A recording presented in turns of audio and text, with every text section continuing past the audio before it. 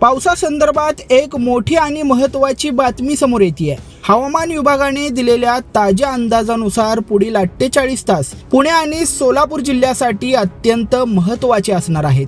दोन्ही जिल्ह्यात मुसळधार पावसाची शक्यता वर्तवण्यात आली असून नागरिकांना सतर्कतेचा इशारा देण्यात आलाय।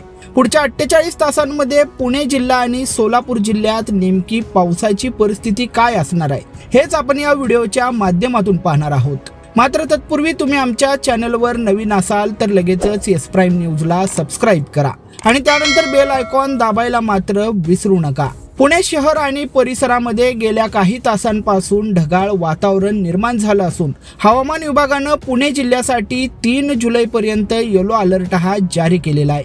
घाटमाथ्यावरील पावसाचा जोर कायम राहणार असून काही ठराविक भागांमध्ये मुसळधार पावसामुळे पाणी साचण्याची शक्यता नाकारता येत नाहीये।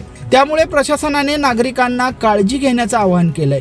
तर दुसरीकडे सोलापूर जिल्ह्यामध्येही पावसाचा जोर वाढताना दिसतोय। सोलापूर शहर आणि ग्रामीण भागात दुपारनंतर किंवा सायंकाळच्या सुमारास विजांच्या कडकडाटासह आणि वादळी वाऱ्यासह मुसळधार पाऊस कोसळण्याचा अंदाज आहे।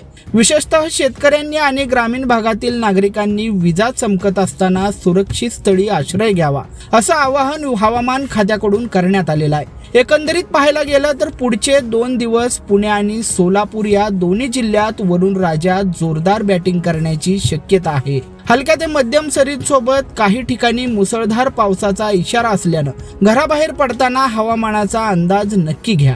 एकंदरीत पाहायला गेलं तर पुढच्या 2 दिवसांमध्ये पुणे आणि सोलापूर या दोन्ही जिल्ह्यात वरुण राजाची जोरदार बॅटिंग करण्याची शक्यता असल्यानं हवामानाचा अंदाज घेऊनच नागरिकांनी घराबाहेर पडावं असं आवाहन हवामान खात्याकडून करण्यात आलंय।